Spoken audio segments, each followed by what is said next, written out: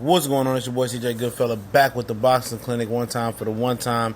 Shout out to the LDBC up in the building. Finally just watched the interview with Brian Custer and Adrien Broner.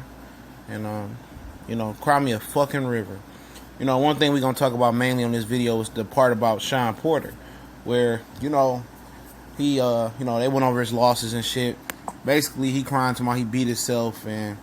when the Madonna lost, he fought with his heart, not his brain. Get the fuck out of here. Then he talks about Shawn Porter fighting. He said Kenny and Shawn know. They know. And then he just had an outburst and talking about, I stopped this Mickey fight now. I stopped this Mickey, talking about Mikey Garcia fight. He'll stop the Mikey Garcia fight, and I'll go to 147 and fuck Shawn up right now. Stop it, bro. Stop it. And it's some fucking... delusional fans out here, man. Delusional. Just as we get on the fans for, talking about Kovalev, the predominantly, white fans, Mexicans and Puerto Ricans going for that guy, man. It's some, black guys out here that go hard for Adrien Broner and follow his every excuse and believe it. Every excuse he makes, they believe it. He talking about he wasn't on taking him serious, and in a fight where it's life and death, which each second ticks off the clock, that's your paycheck. That's how you feed your family. And for you to come up with all these excuses, I didn't take it serious, that's more of an indictment on you as a person than your loss. Like in a combat sport where your life is on the line, you're not taking it serious, and these guys are talking about, he's taking Mikey Garcia serious.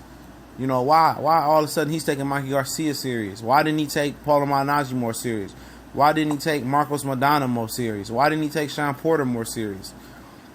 That's an excuse. He's masking the real issue here is he's garbage. He's garbage, pure garbage. That's the issue. It's not about Shawn and how Shawn fought. He fought all rugged and wild. He didn't fight me like other guys. Like he fought Paulie. He didn't run through Paulie. He said Adrien Granados didn't fight me like that, and motherfuckers on YouTube making excuses saying that's true. No, you should be able to mix it up.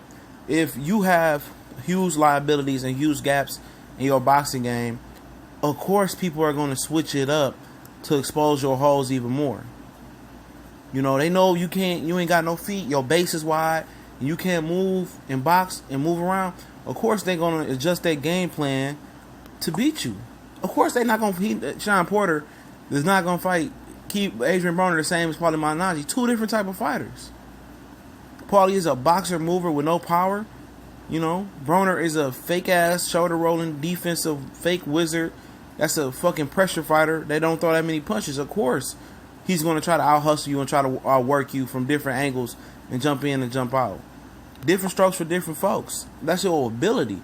You're not going to fight the same. People not going to fight you the same. They fought different fighters.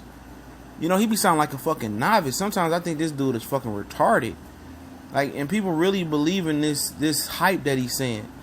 People believing that the Shawn Porter fight can be any different. It's not. They can fight against the same results. If you train in Colorado Springs or if you train in fucking heaven, you still getting your ass whooped. It was a fight for Ohio, for your home state. Who the best young welterweight in Ohio? You didn't live up to that. You didn't train hard enough. You didn't go to Colorado Springs and put the work in. Man, fuck you. And fuck anybody believing this bullshit that he putting out. When he loses to Mikey Garcia, if he wins, I come out here and eat crow. If he loses to Mikey Garcia, what's going to be the excuse then? Oh, we jumping off the bandwagon now. Ain't no more excuses, dog. The real issue is he's not a good fighter. He's not a good fighter. That's just really the backstory. So, Adrien Granados didn't fight me the same way he didn't fight Amir Khan. Two different fucking fighters. Two different type of fighters. Two different type of fighters. And he said he's going back to Colorado Springs and train. And that's where he had his most success at. Even in his loss to Marcos Maidana, he felt stronger. And if the fight would have went on, he felt like he can win. And, Maidana said he's the strongest, hardest fight he ever fought, which I believe was completely horseshit. Because you got your ass whooped by Devin Alexander, didn't you? Got your ass whooped by Amir Khan, didn't you? So at the end of the day, how is a win your hardest fight? I don't get it. But at the end of the day, he's still, if you trained at Colorado Springs, you got the worst loss of your career, Marcos Maidana. How different can you be? You have to read between the lines here. You can go train at Colorado Springs. You can go train anywhere. Mexico, Puerto Rico, the west of the hemisphere, north of the equator, wherever the fuck you want to go. At the end of the day, you just a fighter with gaping holes. Gaping holes. No defense, fake shoulder roll, no feet, low punch volume. And at the end of the day, if Mikey Garcia whacks him, your fan base going to come up with a whole different excuse, and you was a has-been. I can't wait till July 29th. I'm just sick of this guy. All the excuses in the book. A whole interview with Brian Custer full of excuses of why he is shortcoming in your career. You're not taking the game serious that's putting food on your table and your life on the line. Just think about that for a hot minute.